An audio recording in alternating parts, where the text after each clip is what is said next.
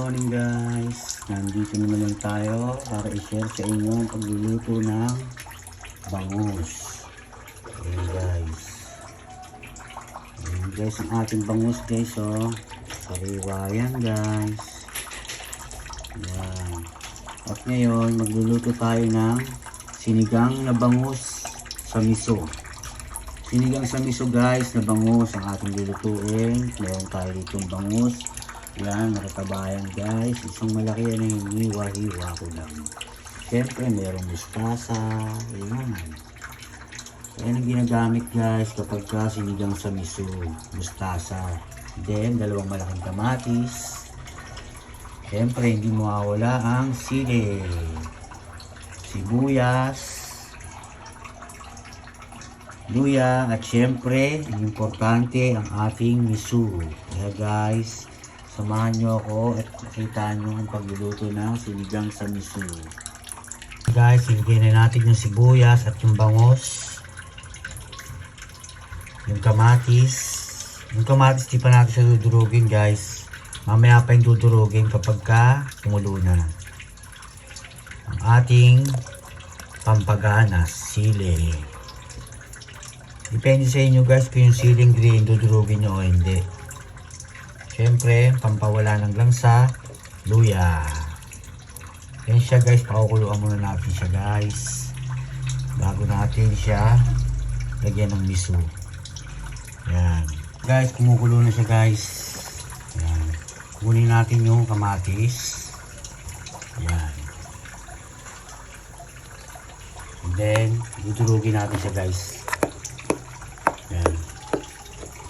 Kailangan natin siyang durugin. Pangit kasi kapag kahiwa-hiwa nyo at sinalang nyo, hindi siya nagme-melt. Ayan. Pero pagka ganyan, inurog nyo siya kapag malambot na siya.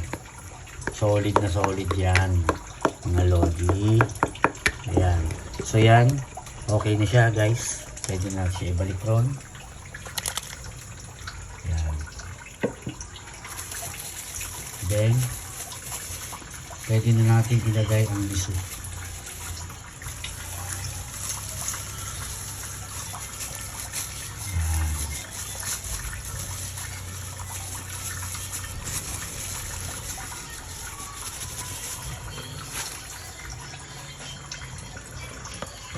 Ayan guys, nilagay na natin ang miso. Siyempre, pakukuluin natin siya. Hintayin natin lumutang yung mga bangus. Para sure tayo na luto na. Ngayon guys, napapansin nyo, lumutang na yung bangus natin. At yan ay nangangulugang luto na siya. Lagyan na natin siya ngayon ng ating paasim. Ayan. Siyempre, lagyan natin siya ng konting patis. Depende sa inyo guys kung gaano karaming patis ha. Ayan. Siyempre, titikman natin. Wow, napakasarap guys. Lalo na sumisipa yung anghang. Very nice. Pakulit pa natin siya guys. Guys, pwede natin ilagay yung ating mustasa. Ayan.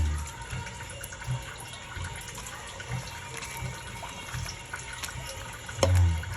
Okay. Na guys, ito ng ating finished product. Ang ating bangus na sinigang sa miso guys. Pagkasarap-sarap niyan guys. Tingnan nyo yung mga taba niyan guys. Ayan. Napakasarap guys. At andito na naman kayo guys at nakakarating sa dulo ng aking video. Thank you very much sa mga suporta at God bless sa inyo guys. Bye!